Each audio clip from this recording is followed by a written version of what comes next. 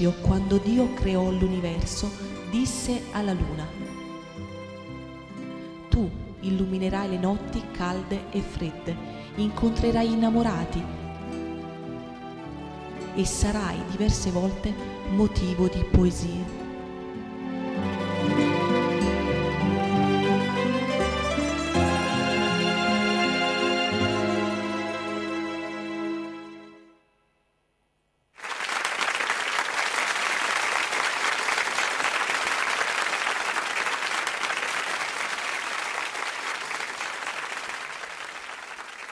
Signore e signori, buonasera.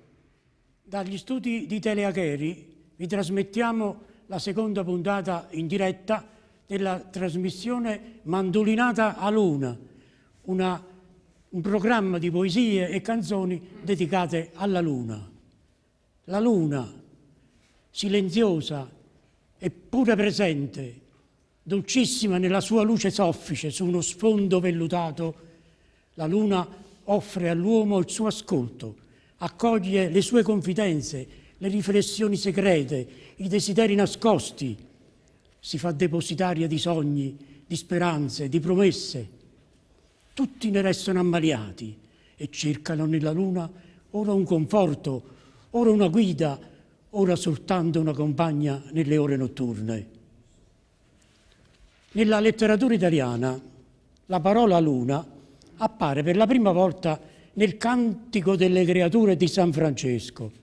Laudato sii mio Signore per sora Luna.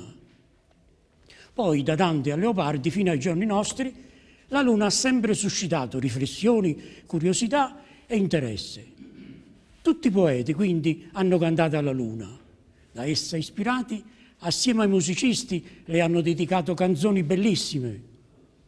Una delle ultime nel tempo si intitola Mandolinata a Luna, a cui la nostra trasmissione si è ispirata e che vale la pena di riascoltare.